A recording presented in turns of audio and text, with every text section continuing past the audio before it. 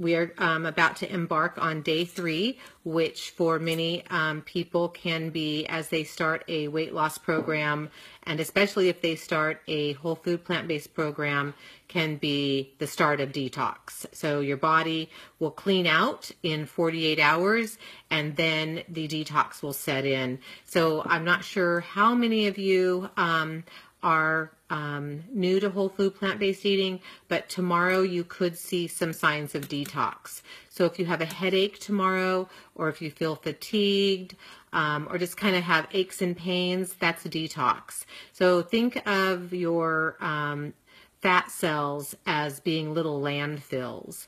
And as your body goes into fat burning mode, those fat cells are shrinking and those toxins have to go someplace. So basically you've got a cell, and then within the cell you've got your fat cells, and within the fat cells is estrogen, toxins, parabens, all of the residual antibiotics from beef and chicken and dairy. So that makes up the toxins that's in all of us. It's in me too.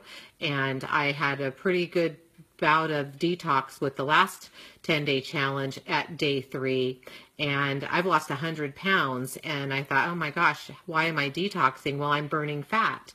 And so where does the fat go when you're detoxing?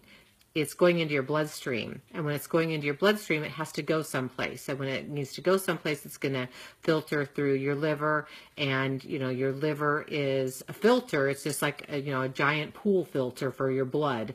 So as that happens, your body reacts to these toxins. So detox can last anywhere from a day to, depending on how much weight you have to lose and how your lifestyle that has led up to the day before you decided to go plant-based. All of that's with us. So you could have a longer period of detox, or you could have intermittent detox like what I've experienced through my 5-year journey. So the biggest thing that all the doctors, all the plant-based doctors and the experts say is when you go into detox, rest and hydrate and lemon water and cilantro. Cilantro is excellent for filtering the liver. So chop up some nice organic cilantro. You just get it right there at the produce aisle of your grocery store. Chop it up, put it on your soups, put it on your salads, and be sure and have lemon water. Drink a lot of nice organic tea. And just rest. And if you're just having an absolute awful, gucky day, take 2 Tylenol. It's not going to kill you. Tylenol's fine. You don't want to live on it, but if it gets you through the day, take 2 Tylenol. But the main thing is to just rest. Just let your body heal. Your body has been through a lot, and now it's time to give it the treatment it deserves. So just rest. Embrace the detox. Don't be afraid of it. And the other thing that's really interesting that I just learned about detox, because I wanted to learn more about it, is when the body is detoxing and we're in a fat burning stage, our thyroid is actually affected, and we can actually feel lethargic, and we have symptoms of hypothyroidism when you're detoxing. So that's why you feel lethargic, because all those toxins are affecting your thyroid.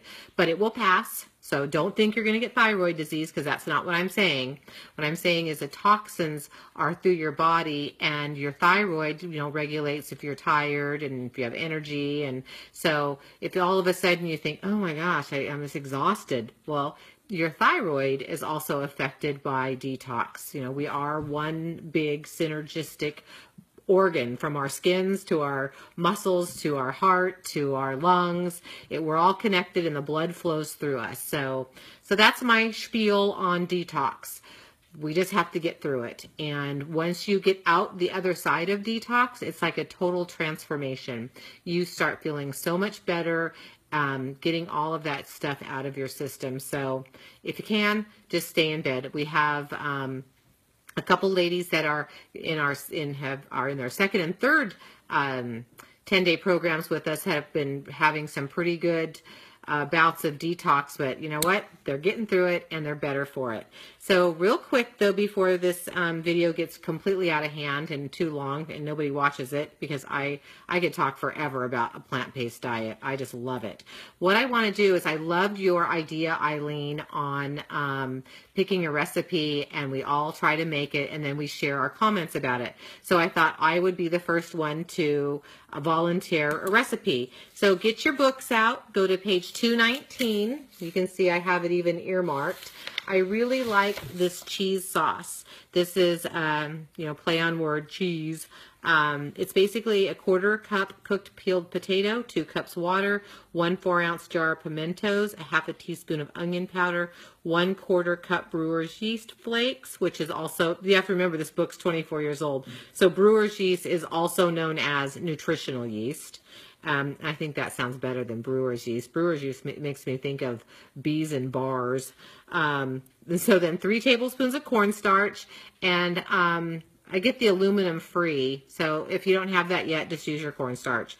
2 tablespoons of fresh lemon juice, and it says salt to taste if desired. Again, 24-year-old book, leave the salt out. You don't need it. If you want to use another one of your favorite salt-free seasonings, go for it. I use this one. Excuse me while I reach.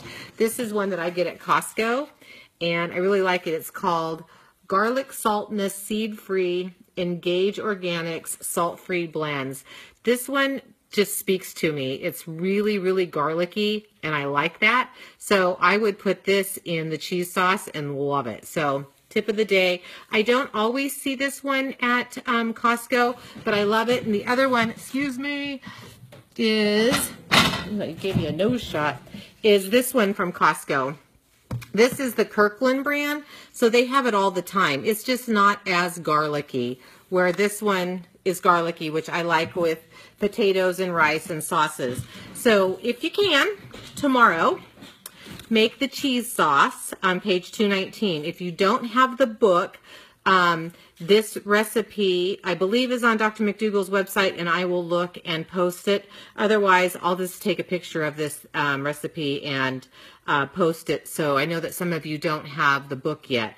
But again, it's really easy to make, and this is great over potatoes. It's great over rice. It's great for rice and beans. If you're making like a burrito bowl, you can use this on vegetables, on steamed vegetables. It's just a really simple recipe, and I thought it would be a fun one to start with our recipe of the day. I don't think that we'll do a recipe every single day because we all have a busy life. I know I can't do that, but at least if we could do, say, 3 recipes or even 2 recipes each 10-day challenge, and we hope that you stick with us through the 10-day as we cycle through more and more 10-day challenges. So again, don't be surprised if you're a little achy and cruddy feeling tomorrow. Make sure it's, since it's day 3, you may need to go to the grocery store, plan your meals. It's really, really, you will be more successful if you plan your meals at least 1 day in advance. That way you don't have to think about what you're going to have that next day, and you've already thought it out for yourself. So you've taken the stress out of your day with regards to food. So that's it for tonight. Everybody have a great evening, what's left of it, and have a happy hump day tomorrow, and we'll talk to you soon. Good night.